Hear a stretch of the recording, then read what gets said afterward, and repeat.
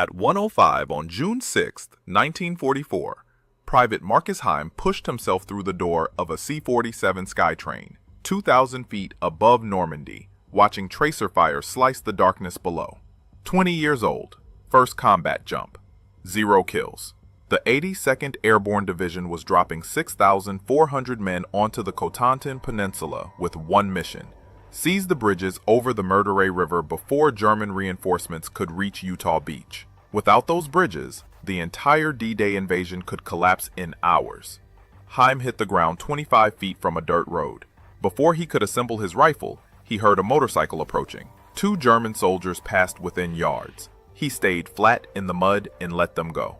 Around him, paratroopers were drowning in the marshes. The Germans had flooded the Meurthe Valley weeks earlier. What should have been a narrow river was now a swamp 1,000 yards wide. Men loaded with 70 pounds of equipment sank straight to the bottom. By dawn, battalion commanders were finding empty parachutes floating in 3 feet of water. Heim moved inland and found 11 men from A Company, 505th Parachute Infantry Regiment. Their objective was La Fiery Bridge, 2 miles west of Sainte-Mère-Église. The bridge crossed a stone causeway 500 yards long. It was the only dry route west of the Meurthe. If the Germans held it, American forces coming from Utah Beach would be trapped on the coast. The invasion would stall before it began. Lieutenant John Dolan assembled 90% of A Company by 6 a.m. Most units that night were scattered across 10 miles of French countryside. The 505th had trained for night jumps in England. They knew how to find each other in the dark. They had practiced the mission until every man could navigate it blind. Dolan led them toward the bridge through hedgerows and farm fields. At the manor house beside Lafayette, they found 28 German infantrymen dug in. After 30 minutes of close fighting with grenades and rifle fire, the manor was clear. At 1:45 p.m., 2 men scouted the bridge itself. German soldiers hiding on the far side tried to ambush them. Private James Mattingly shot the first man, then wounded and captured the rest. The bridge was clear. A Company placed a 9-man force at the western end in the hamlet of Coquigny. They blocked the causeway with a German truck and laid anti-tank mines beside it. Heim was assigned to a bazooka team with PFC Lenold Peterson. Peterson was Swedish. He barely spoke English, but he could aim a rocket better than any man in the company. They dug in behind a concrete telephone pole near the manor, facing west toward Coquigny. The pole was 2 feet thick. It would stop small arms fire, but nothing heavier. 2 more bazooka men, John Boulderson and Gordon Prine, took position on the opposite side of the road. Behind them, a 57mm anti-tank gun and a machine gun covered the causeway. The problem was simple. The Germans had tanks. A Company had bazookas and rifles. Major Frederick Kellum, commanding 1st Battalion, knew what was coming. Every man at Lafayette knew. The causeway was a kill zone. No cover for 500 yards. Anyone crossing it would be exposed from both sides.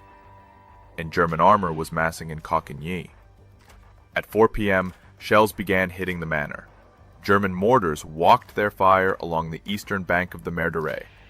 The stonework of the manor absorbed most of the shrapnel. Rumor spread through A Company that a counterattack was forming. Heim checked his rockets. Peterson adjusted the sight on the bazooka. They had 6 rounds between them. The 57mm gun had maybe 20 shells. That was all that stood between 3 German tanks and the road to Sainte-Mère-Église. If you want to see how Heim's desperate bazooka stand turned out, please hit that like button. It helps us share these forgotten battles with more people. Subscribe if you haven't already. Back to Heim. At 5 p.m., Heim heard the sound he'd been dreading since dawn. Tank tracks. Metal grinding on stone, coming from Coquigny. Peterson raised his head above the foxhole and looked down the causeway. 3 tanks. Infantry behind them, all heading straight for Lafayette Bridge. The 3 tanks were Renault R-35s, French tanks captured in 1940. The Germans used them for training battalions in static defense. Each one weighed 10 tons and carried a 37mm gun in the turret. Against infantry, they were lethal. The Renault had 12mm of armor on the sides. A bazooka could penetrate 8 inches of steel at close range, but the crew had to get the shot right. Heim and Peterson watched the lead tank round the curve in the causeway 400 yards away. Infantry moved on both sides of the road, maybe 30 men. Behind the first tank came a second, then a third. The German commander knew the causeway was narrow. He was using the tanks as shields. The infantry would follow them across and overwhelm the American position with numbers. Peterson loaded a rocket. Heim crouched beside him with 3 more rounds ready. On the other side of the road, Boulderson and Prine did the same. The 57mm gun crew adjusted their aim. The machine gun in the manor yard opened up first. Tracer rounds cut across the causeway toward the German infantry. Men dropped. Others scattered into the marsh on both sides. The lead tank kept coming. Its commander stood up in the turret to get a better view of the bridge. He was maybe 20 meters from the western end of the causeway when the machine gun found him. A burst caught him in the chest. He fell backward into the turret. The tank slowed, but didn't stop. It kept rolling forward. Peterson fired. The rocket left the tube with a crack and a flash of backblast. It hit the front glacis of the Renault and detonated. The tank lurched to the right, but kept moving. Peterson reloaded. Boulderson fired from across the road. His rocket hit the same tank in the side. Still it moved. The 57mm gun fired. The shell punched through the turret ring. The tank stopped. Smoke poured from the hatches. The second tank tried to maneuver around the first. The causeway was only wide enough for one vehicle. The Renault's right track dipped into the marsh. It struggled to pull itself back onto the road. Peterson fired again. The rocket hit the turret dead center. The tank stopped moving. No smoke, no fire. Just stopped. The third tank was pulling back. Its commander had seen enough. 2 tanks burning or disabled in less than 2 minutes. He reversed down the causeway toward Cocigny. German infantry tried to advance without armor support. The machine gun and rifle fire from A Company cut them down. Bodies piled up on both sides of the road. Then the turret of the first tank began to move. It wasn't dead. The crew was still inside. The gun barrel swung toward Heim and Peterson's position. Heim saw it turning. 37mm, high explosive. If that gun fired, the concrete pole would be vaporized. So would they. Peterson was reloading. Heim grabbed his shoulder. They rolled out of the foxhole and ran 10 feet to the left. The tank fired. The shell hit the concrete pole exactly where they'd been crouching 2 seconds earlier. The explosion pulverized 2 feet of reinforced concrete. Chunks of debris rained down on the road. Heim felt the concussion in his chest. Peterson didn't hesitate.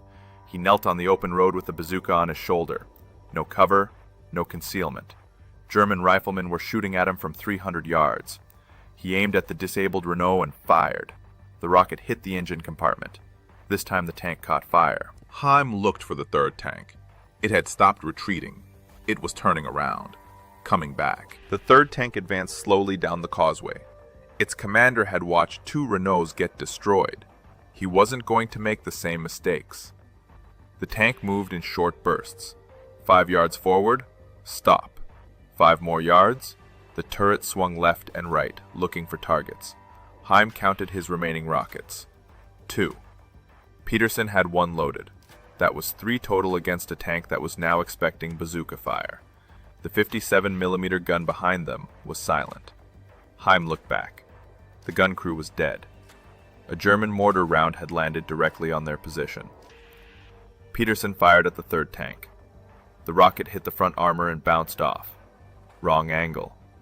The Renault kept coming. It was 200 yards from the bridge now. Heim loaded Peterson's last rocket. 1 shot left. If they missed, the tank would reach the bridge. Once across, it could swing north towards St. Mir-Église. The entire American position would collapse. Then Heim remembered. The anti-tank team that had been killed near the 57mm gun. They'd been carrying rockets. He told Peterson to hold position and keep firing his rifle. Then he ran. German infantry on the far side of the causeway saw him moving. Rifle fire cracked across the road. Bullets hit the stone wall of the manor.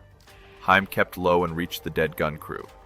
3 men sprawled around the destroyed 57mm. One of them had been carrying a canvas bag. Heim grabbed it. 4 rockets inside. He ran back toward Peterson. The third tank was 150 yards from the bridge. Peterson was kneeling in the open road with his M1 carbine, shooting at German infantry. Rounds were hitting the pavement around him. Heim slid into position and loaded a fresh rocket into the bazooka. Peterson dropped the carbine and grabbed the launcher. He aimed at the Renault's side armor as it turned slightly on the narrow causeway. The angle was better now. He fired. The rocket hit just below the turret ring. The tank stopped. No fire, no explosion, just stopped. The engine had quit, or the crew was dead. Across the road, Boulderson and Prine destroyed what was left of the second tank with their last rocket. 3 Renaults disabled or burning on a 500-yard stretch of road. The German infantry began pulling back toward Coquigny. They'd lost their armor support. Without tanks, they couldn't cross the causeway. Then something unexpected happened.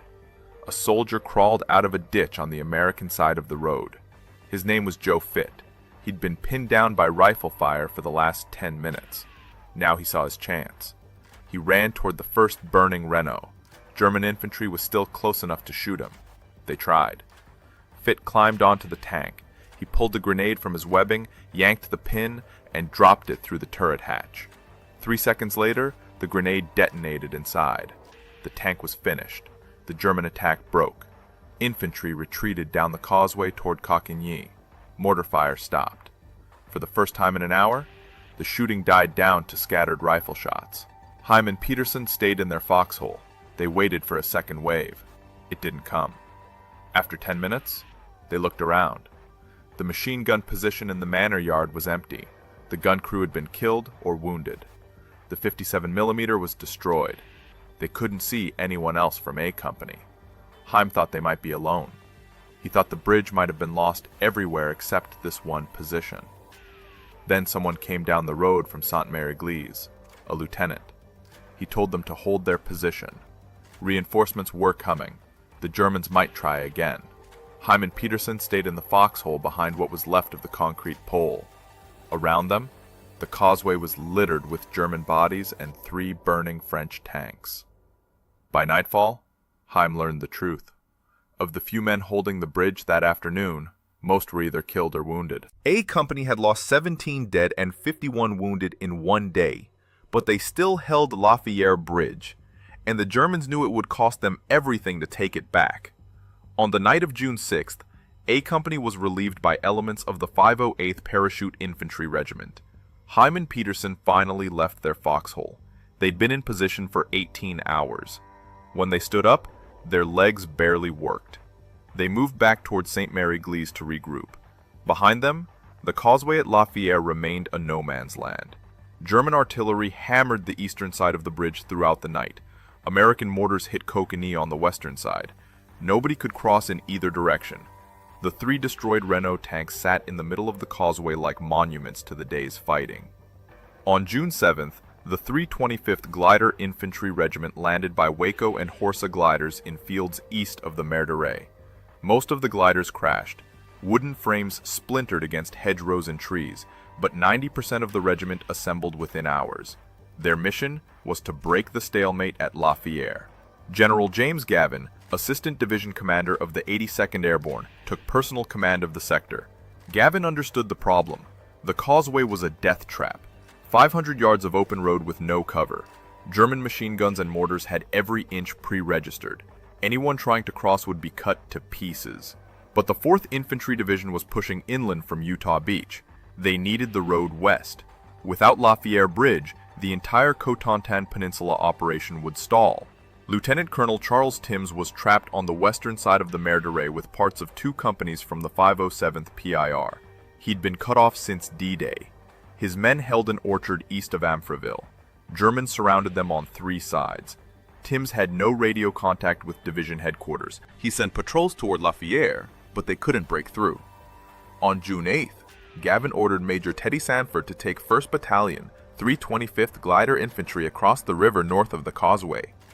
Timms's men had found a shallow ford, maybe 3 feet deep. Sanford's battalion moved at night. They got halfway across before German forces counterattacked. Machine gun fire and mortars hit the column in the water. Men went down in the darkness. Sanford pulled his battalion back. The ford was unusable.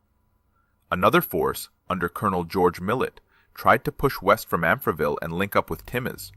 The Germans were waiting. Millet and several of his men were captured. The rest were driven northeast toward the river. Every attempt to outflank the causeway had failed. The Germans held Coquigny in strength. They weren't giving up the western end of the bridge. By June 8th, Gavin was out of options. The 4th Infantry Division was breathing down his neck. 7th Corps needed that road cleared immediately. There was only one solution left: a frontal assault straight down the causeway. Gavin gave the mission to the 325th Glider Infantry Regiment, specifically 2nd Battalion, 401st GIR, attached to the 325th as its 3rd Battalion. The battalion commander was Lieutenant Colonel Charles Carrel. Carrel's men had never been in combat. They'd landed by glider on June 7th, less than 48 hours in Normandy. Now, they were being asked to make what everyone knew was a suicide charge. 500 yards, no cover. German machine guns, mortars, and artillery waiting. The officers called it a kamikaze mission. The men agreed. Gavin met with Carrel on the evening of June 8th. He explained the mission. At dawn on June 9th, the battalion would assault across the causeway. 12 Sherman tanks from the 746th Tank Battalion would provide covering fire. 155mm guns from the 90th Division Artillery would bombard Coquigny for 15 minutes before the attack. But after that, the glidermen would have to cross on foot. Carrel listened to the plan. He looked at the causeway. He looked at his men. Then he looked back at Gavin. He said he understood. But in his eyes, Gavin saw something he didn't like. Doubt. Fear. Hesitation. The assault was scheduled for 10:30 a.m. on June 9th. Carrel had 12 hours to prepare his battalion. 12 hours before they would charge into the most concentrated fire any of them had ever seen. 12 hours before La Fière Bridge would be won or lost forever. At 6 a.m. on June 9th, Captain John Sauls walked the length of the stone wall near La Fière Manor. His company, G Company, 325th Glider Infantry Regiment, was strung out behind the wall. The men were quiet. They'd spent the night watching bodies from previous attacks floating in the marsh beside the causeway. They knew what was coming. Sauls had requested smoke shells to cover the assault. Division said no, not enough smoke rounds available. The tanks and artillery would have to do the job. Sauls looked at the causeway. 500 yards of flat road. The ancient plane trees lining both sides had been shredded by days of shelling. No concealment left, just open pavement under German observation. Behind the manor, 12 Sherman tanks from the 746 Tank Battalion moved into position on a ridgeline. Their commanders ranged the guns on Coquigny. German positions were visible through binoculars, machine gun nests, mortar pits, infantry in the ruins of stone houses. The Shermans would fire over the heads of the attacking glidermen. It was better than nothing, but not much better. At 10 a.m., General Gavin found Lieutenant Colonel Carrel near the jump-off point. Carrel had been wounded slightly in the glider landing 2 days earlier. Nothing serious, but he looked pale. His hands shook when he held the map. Gavin asked if the battalion was ready. Carrel said yes, but his voice didn't sound certain. Gavin didn't have time for uncertainty. He told Carrel to get his men moving. The barrage would start in 30 minutes. At 10:45, the glidermen would cross. Carrel nodded. He walked back toward his battalion. Gavin watched him go and felt a knot in his stomach. Something was wrong. At 10:30 a.m., the artillery barrage began. 155mm guns from the 90th Division pounded Coquigny for 15 minutes. Shells screamed overhead and detonated in the hamlet. Stone houses collapsed. Dust and smoke rose over the western end of the causeway. The Shermans joined in. 75mm rounds hit German positions along the marsh. The noise was overwhelming. Men crouched behind the stone wall with their hands over their ears. Captain Robert Ray stood nearby with 90 paratroopers from 507th PIR. Gavin had told him to be ready. If the 325th broke under fire, Ray's men would charge the causeway and take over the assault. Ray understood what that meant. The glidermen were green. They'd never been in combat. Under concentrated machine gun fire, they might panic. Ray's paratroopers were veterans. They would finish the job if necessary. At 10:45, the barrage lifted. Silence fell over Lafayette. For 10 seconds, nobody moved. Then Gavin gave the order. Attack! Carrel was supposed to lead his battalion forward, but he didn't move. Gavin walked up to him and repeated the order. Carrel said he didn't feel well. The wound from the glider crash was bothering him. He couldn't lead the attack. Gavin stared at him for 3 seconds. Then he relieved Carrel of command on the spot. Major Arthur Gardner took over 2nd Battalion 401st GIR immediately. Gardner was already moving. He'd seen Carrel hesitate. He knew what had to be done. He found Captain Sauls and told him to get G Company ready. Sauls nodded. He'd already removed the bodies of dead paratroopers from behind the stone wall. His men had seen enough death. They didn't need reminders. Sauls looked down the line at his soldiers. Most of them were 18 or 19 years old. They'd been in the army for less than a year. Now they were about to charge across a 500-yard kill zone into German machine guns. He thought about what to say. There was nothing to say. He checked his carbine. He took a breath. Then he jumped over the stone wall and yelled 2 words. Follow me. G Company rose from behind the stone wall and ran toward the causeway. Sauls was in front. Behind him came 80 men carrying rifles, BARs, and ammunition. They hit the bridge at a sprint. German machine guns opened fire immediately. The first man fell 10 yards onto the causeway, shot through the chest. He dropped without making a sound. 2 more went down before the company reached the middle of the bridge. Bullets cracked past at waist height. Ricochets sparked off the stone surface. Sauls kept running. If he stopped, everyone behind him would stop. If they stopped on the causeway, they'd all die. The Shermans were firing from the ridge behind Lafayette Manor. 75mm rounds screamed over the heads of the attacking glidermen and exploded in Cockney. The noise was deafening. Men couldn't hear orders, they couldn't hear each other. They could only see the man in front and keep moving. 100 yards onto the causeway, the German mortars found them. 81mm rounds detonated on the road. Shrapnel cut through the column. Men dropped in groups of 3 and 4. The causeway became slick with blood.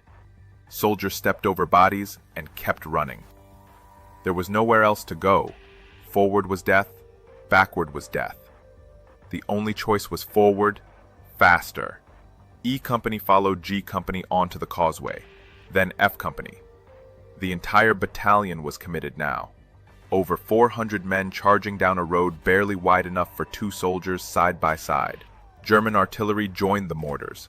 105mm shells landed among the glidermen. The explosions threw bodies into the marsh on both sides. Captain Ray watched from behind the stone wall. He'd been ordered to charge if the 325th broke. But they weren't breaking. They were dying, but they weren't stopping. Ray saw men crawling forward with shattered legs.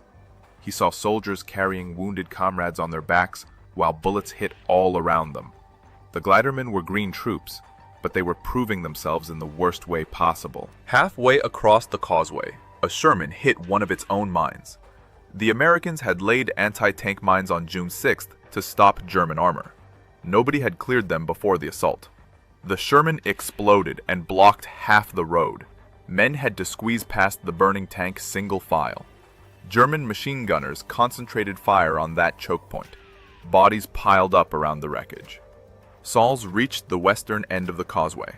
Coquigny was directly ahead. Stone buildings, hedgerows, German infantry firing from every window and doorway. He dove into a ditch beside the road. G Company's survivors piled in after him. Maybe 40 men left out of 80. They'd crossed 500 yards under fire and lost half the company. But they were across. The first American bridgehead on the western side of the Mer de Ray. E Company came up behind them. Then elements of F Company. The Germans threw everything at the western end of the causeway: machine guns, mortars, rifle grenades. The Americans were pinned in ditches and couldn't advance into Coquigny proper. Then the German counterattack started. Infantry from the 91st Luftlandedivision Division moved out of the hamlet in force, maybe 200 men. They hit the American bridgehead from 3 sides. The glidermen were outnumbered and cut off from reinforcements. The causeway behind them was still under fire. Nobody could cross to help. Captain Wayne Pierce, commanding C Company, 325th Glider Infantry, was pushing forward on the left flank. His lead platoon penetrated into Coquigny itself. Then German forces surrounded them. The platoon was cut off 40 yards ahead of the main American line. Machine gun fire and rifle grenades pinned them in a roadside ditch. German infantry was moving to flank them. In minutes, the platoon would be overrun. Private First Class Charles de Glopper saw what was happening. 22 years old, from Grand Island, New York. He carried a Browning automatic rifle. He'd been in the army for 18 months, never in combat until 3 days ago. Now he was watching his platoon get destroyed. De Glopper made a decision. He told his squad to pull back through a gap in the hedgerow behind them. Then he stood up. De Glopper walked out of the ditch onto the road in full view of the German positions. He raised his Browning automatic rifle and fired a burst toward the nearest machine gun nest. 20 rounds. The gun went silent. He moved forward. German infantry turned their attention from the retreating platoon to the single soldier standing in the open. Rifle fire hit de Glopper in the left shoulder. The impact spun him halfway around. He steadied himself and kept firing. Short, controlled bursts. Another machine gun position. Then a group of German soldiers advancing through a hedgerow. He could see his squad crawling back through the gap toward friendly lines. They were making it. That was all that mattered. A second bullet hit him in the side. He staggered, but didn't fall. Blood soaked through his uniform. He dropped to one knee on the road and braced the BAR against his leg. His vision was narrowing. He could barely see the German positions anymore. He aimed at muzzle flashes and fired. The barrel of the BAR was smoking. He'd gone through 3 magazines, maybe 60 rounds. German soldiers were closing in from both sides. They could see he was alone. They could see he was wounded. They moved carefully, expecting him to go down any second. De Glopper fired another burst. 2 Germans fell. The rest took cover. Behind him, his squad reached the American lines, all 9 men. They'd made it because of him. A third bullet hit de Glopper in the chest. This one dropped him forward onto his hands. The BAR clattered on the pavement. He reached for it. His hands weren't working right. Everything felt distant. He managed to pull the weapon back up and brace it against the road, still kneeling, still facing the Germans. He fired one more burst. Then a 4th bullet hit him in the neck. He fell sideways onto the road. The BAR went silent. German infantry moved forward cautiously. When they reached his position, they found him dead. Around him on the ground were 8 German soldiers he'd killed in the last 2 minutes. 2 machine guns were knocked out of action. The automatic weapons that had been pinning his platoon were silent. The bridgehead held. With de Glopper's sacrifice, Captain Pierce was able to reorganize C Company and push deeper into Coquigny. E Company and G Company linked up with them. By noon, American forces held the western end of the causeway in strength. The Germans pulled back toward Amfreville. The 91st Luftlandedivision Division had lost too many men trying to hold Coquigny. They couldn't push the Americans back across the Marais. General Gavin crossed the causeway that afternoon. He needed to see the bridgehead for himself. When he reached the western end, he stopped and looked back toward Lafayette Manor. What he saw would stay with him for the rest of his life. The causeway was covered with bodies. American soldiers lying where they'd fallen during the assault. Some had died instantly. Others had crawled forward until they couldn't crawl anymore. Gavin later wrote that he could have walked from the church at Coquigny back to Lafayette Bridge and never stepped on pavement. The bodies were that thick. He didn't know how many men the 325th had lost in the assault. The casualty reports would take days to compile, but he knew it was over 200, maybe closer to 300. The worst losses in a single action the 82nd Airborne had taken in the war so far. But Lafayette Bridge was secure. The causeway was open. On June 10th at 4 a.m., the 357th Infantry Regiment from the 90th Infantry Division crossed into the western Cotentin. They passed the destroyed Renault tank still sitting in the middle of the road. They passed the burned-out Sherman. They passed bodies that hadn't been recovered yet. The 4th Infantry Division followed, then armor, then artillery. Everything that had been bottled up east of the Mer de Ré for 4 days was finally moving west. The German defense of the Cotentin Peninsula was collapsing, and it had all hinged on 500 yards of stone causeway and the men who refused to give it up. The Battle of Lafayette Bridge lasted 4 days, from June 6th to June 9th, 1944. In those 4 days, over 250 American soldiers were killed, fighting for 500 yards of stone causeway. Another 300 were wounded. The German 91st Luftlandedivision Division lost 2,212 men in the first 6 days of the Normandy campaign. Many of them died trying to hold or retake Lafayette. A Company 505th Parachute Infantry Regiment jumped into Normandy with 136 men on D-Day. By the time they were relieved in July, 33 were left. The rest were killed, wounded, or missing. Marcus Heim and Leonard Peterson survived. So did John Boulderson and Gordon Prine. All 4 Bazooka men who destroyed 3 German tanks in 90 seconds on June 6th were awarded the Distinguished Service Cross. It was the second highest award for valor in the U.S. military. Private First Class Charles de Glopper did not survive. His body was recovered from the road in Cockney after the battle. On February 28, 1946, his father accepted the Medal of Honor on his behalf at a ceremony in Grand Island, New York. De Glopper was the only soldier from the 82nd Airborne Division to receive the Medal of Honor for actions in Normandy. His citation described how he sacrificed his life to save his squad, how he stood in full view of the enemy and drew their fire while his comrades escaped, how his body was later found surrounded by dead Germans and destroyed machine guns. Official U.S. Army historian S.L.A. Marshall was present during the Normandy invasion. He interviewed survivors. He walked the battlefield. Years later, he wrote that Lafayette Bridge was the fiercest battle in the European War. Not the largest, not the longest, but the fiercest. The most concentrated violence in the smallest space over the shortest time. The strategic importance of Lafayette cannot be overstated. Without that bridge, American forces coming from Utah Beach would have been trapped on the coast. The Germans could have counterattacked from the west and driven the invasion back into the sea. The entire D-Day operation depended on the 82nd Airborne holding a handful of bridges over the Mer de Ré River. Lafayette was the most critical, and it was held by a few hundred paratroopers and glidermen with bazookas and rifles against tanks and superior numbers. Today, the causeway at Lafayette is called Marcus Heim Way. A bronze statue called Iron Mike stands overlooking the battlefield. It depicts an airborne soldier at the moment of landing. The statue was dedicated on June 7, 1997. An identical statue stands at Fort Benning, Georgia. Near the bridge is a memorial plaque listing the names of 144 paratroopers from the 505th who were killed in action. Charles de Glopper has his own memorial stele at the western end of the causeway. Marcus Heim returned home after the war. He lived until October 22, 2002. He was buried with full military honors in Middleburg, New York. He rarely spoke about Lafayette.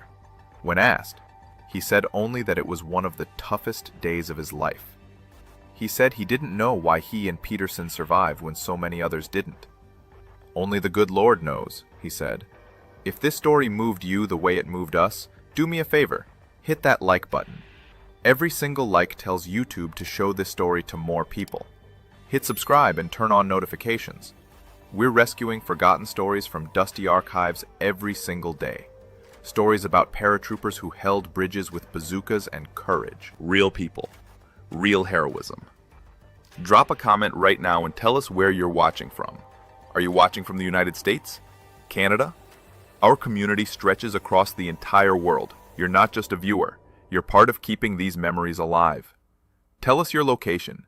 Tell us if someone in your family served. Just let us know you're here. Thank you for watching. And thank you for making sure Marcus Heim and Charles de Glopper don't disappear into silence. These men deserve to be remembered, and you're helping make that happen.